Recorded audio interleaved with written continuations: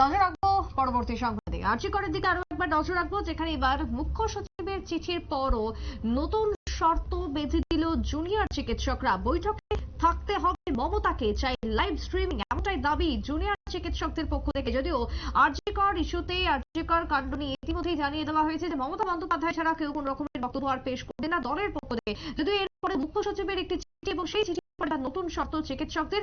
কথা বলবো, টেলিফোন লাইনে রয়েছেন প্রতিনিধি অঙ্কিতা বর্ধন। অঙ্কিতা, এই মুহূর্তে দাঁড়িয়ে আরজি কর নিয়ে যখন চিকিৎসকদের কর্মবিরতি থেকে প্রত্যাহারের দাবি জানিয়েছে সুপ্রিম কোর্ট, সেই জায়গাতে আবার নতুন শর্ত চিকিৎসকদের, কি রয়েছে এই শর্তের মধ্যে?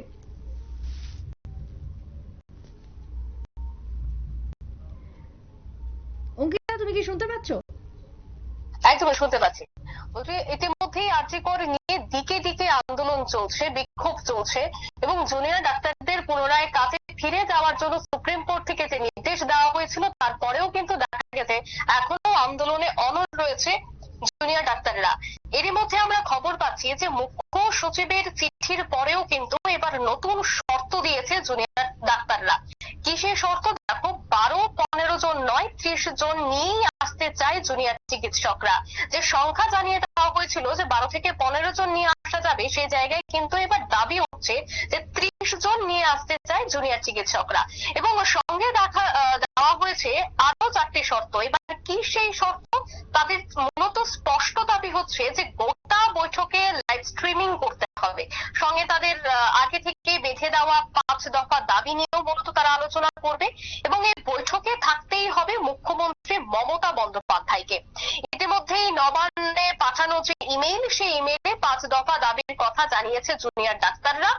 এবং সেই জায়গায় অবশ্যই বলতে হয় যে এদিন সকালে প্রতিনিধি দল পাঠানোর কথা জানিয়েছিল এবং তা নিয়ে নবান্নে চিঠিও দিয়েছিল আন্দোলনকারীরা, কিন্তু তার উত্তর আসে এদিন দুপুর ঠিক 3:30 নাগাদ। সেখানে সাফ মূলত জানিয়ে দেওয়া হয়েছে যে বৈঠক হতে পারে, কিন্তু আসতে পারেন 12 থেকে 15 জন, যে কথাটা আমি প্রথমেই বলছিলাম, এবং আসতে হবে সন্ধ্যে 6টার মধ্যে। এবার সেই চিঠির পাল্টা দিয়েছে আন্দোলনকারী চিকিৎসকরা। তাদের শর্ত মানলেই কিন্তু তারা বৈঠকে যাবেন এবং সেখানে অবশ্যই উপস্থিত থাকতে হবে মুখ্যমন্ত্রী মমতা বন্দ্যোপাধ্যায়কে। সেই দাবি ইতিমধ্যেই জুনিয়র চিকিৎসকরা দিচ্ছেন। এছাড়া এ নিয়ে তারা একটি সাংবাদিক সম্মেলনও করেছে এবং সেই সাংবাদিক সম্মেলনে জুনিয়র ডাক্তাররা তারা জানাচ্ছে, যদি এই বৈঠকে তারা যে সমস্ত দাবিগুলি তুলে ধরবে তার সবগুলি শুনতে হবে নবান্নে থাকা প্রত্যেককে এবং অবশ্যই পশ্চিমবঙ্গের মুখ্যমন্ত্রী মমতা বন্দ্যোপাধ্যায়কে। এই নিয়েই কিন্তু তাদের মূলত এখন দাবি।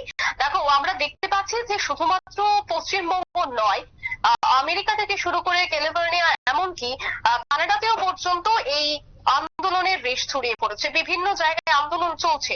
আর সেই জায়গায় এখন যেহেতু নবান্নে বৈঠক হচ্ছে জুনিয়র চিকিৎসকদের সাথে, সেক্ষেত্রে তারা 30 জনের প্রতিনিধি দল নিয়ে যেতে চাইছে এবং সেখানে সমস্ত কথা শুনতে হবে। অর্থাৎ 9 দফা দাবি এই মুহূর্তে তুলে ধরা হয়েছে, যা আমরা ইতিমধ্যেই সূত্র মারফত পাচ্ছি। সুপ্রীতি। একেবারে তাই, ধন্যবাদ তোমায় অঙ্কিতা। অর্থাৎ এই মুহূর্তে দাঁড়িয়ে জুনিয়র চিকিৎসকরা নতুন ভাবে শর্ত তারা বেঁধে দিয়েছেন এবং সেই জায়গাতে দাঁড়িয়ে পাঁচ দফা শর্ত মানলে তবেই নবান্নের বৈঠকে রাজি রয়েছেন জুনিয়র চিকিৎসকরা। ছোট্ট বিরতির পর ফিরবো, সঙ্গে থাকুন।